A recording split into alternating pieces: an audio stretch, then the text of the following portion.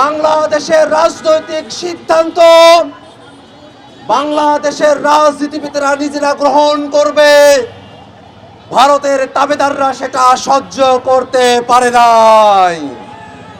ভারত নিজেদের মতো করে এই বাংলাদেশে তারা পাপেট শাসক তারা বসিয়েছে, পাপেট রাজনৈতিক দল তারা তৈরি করেছে।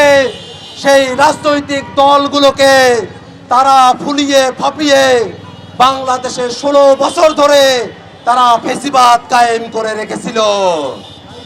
24-এর অভ্যুত্থানের মধ্য দিয়ে বাংলাদেশের জনগণ বাংলাদেশ থেকে ওই ভারতের পাপেট স্বৈরাচার শেখ হাসিনা এবং আওয়ামী লীগকে যেমন উৎখাত করেছে, তেমনই ভাবে বাংলাদেশে ঘিরে থাকা দিল্লির আধিপত্যবাদের বিরুদ্ধেও বাংলাদেশের মানুষেরা তাদের উচ্চ কণ্ঠ তারা জারি করেছে। নতুন এবং ফিরে আসা গ্রাহকদের জন্য নগদে চলছে ক্যাশব্যাক সহ প্রতিদিন হাজারো উপহার জেতার সুযোগ। হবে আশা আর ফেরা সারপ্রাইজ সেরা। এই বাংলাদেশকে আর দিল্লির আধিপত্যবাদের মধ্যে দিয়ে বাংলাদেশের সম্ভাবনাকে নষ্ট করার আমরা কোন রূপ সুযোগ দেব না।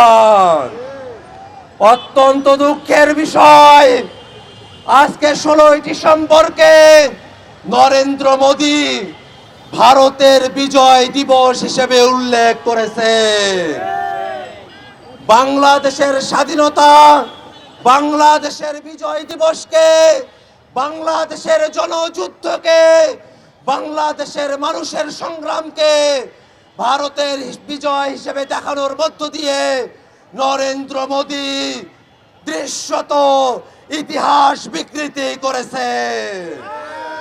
বাংলাদেশের জন্মের সাথে লেগে থাকা ইতিহাসকে বিকৃতির দায়ে অবিলম্বে নরেন্দ্র মোদীকে তার বক্তব্য প্রত্যাহার করতে হবে এবং অন্তর্বর্তীকালীন সরকারের কাছে আমরা আহ্বান জানাই, এটা কোনো ছেলে খেলা নয়। বাংলাদেশের বিজয়কে ভারতের বিজয় দেখিয়ে ইতিহাস বিকৃতি করার ছেলে খেলাকে রাষ্ট্রীয়ভাবে প্রশ্রয় দেওয়ার কোনো সুযোগ নেই। অবিলম্বে অন্তর্বর্তীকালীন সরকারকে রাষ্ট্রীয়ভাবে দায়িত্ব নিয়ে মোদীর এই ইতিহাস বিকৃতির বিরুদ্ধে বিবৃতি জারি করতে হবে। ভাইরা আমার, সামনে নির্বাচন অনুষ্ঠিত হবে। এবারের নির্বাচন শুধু মার্কার নির্বাচন না, এবারের নির্বাচন সংস্কারের নির্বাচন।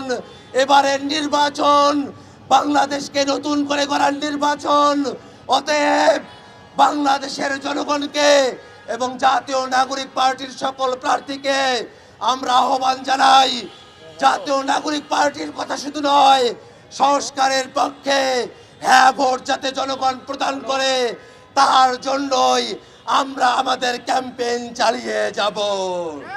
সংগ্রামী ভাইরা আমার, এই ক্যাম্পেইনের মধ্য দিয়ে নতুন বাংলাদেশ হবে সেই প্রত্যাশা রেখে আমি আমার বক্তব্য এখানে শেষ করছি। ইনকিলাব জিন্দাবাদ।